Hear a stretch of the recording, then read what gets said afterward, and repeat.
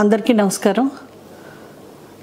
ఈ ఓట్ల లెక్కింపు కార్యక్రమం ఈరోజు జరిగింది. లెక్కింపు కార్యక్రమంలో రౌండ్ బై రౌండ్ ఫాలో అవుతూ వచ్చాము.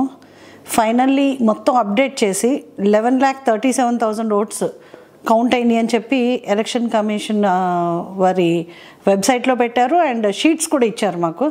మొత్తం all 23 rounds, Araku Paderu 22 rounds, అలాగే పార్వతీపురం 17 రౌండ్స్ మొత్తం అన్నీ కూడా పూర్తయిన తర్వాత 11,37,000 ఇచ్చారండి.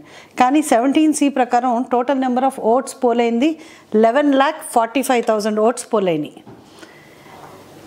ఇంకొక షీట్లో ఫస్ట్ కౌంటింగ్ షీట్లోనేమో ఎమ్మెల్యేస్ కౌంటింగ్ షీట్లో 11,51,000 ఓట్స్ పోలైనవి అని 45 ఓట్సే పోలైనా 11,45,000 అయినా 11,51,000 ఓట్స్ పోలైనవి అని చెప్పడం జరిగింది. 11,51,000కినేమో ఒక రిజల్ట్ ఇచ్చారు, 11,37,000కి ఇంకో రిజల్ట్ ఇచ్చారు.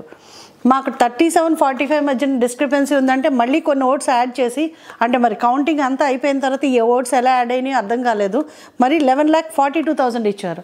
అయినా కూడా 3,000 ఓట్స్ ఇక్కడ షార్టేజ్ ఉంది. వేరాజ్ ఎమ్మెల్యే ఓట్స్ దాంట్లో చూస్తే మళ్ళీ 11,51,000 ఓట్స్ వస్తుంది. So there is lot of discrepancy, lot of doubts on this counting. So I have demanded for recounting of this entire process.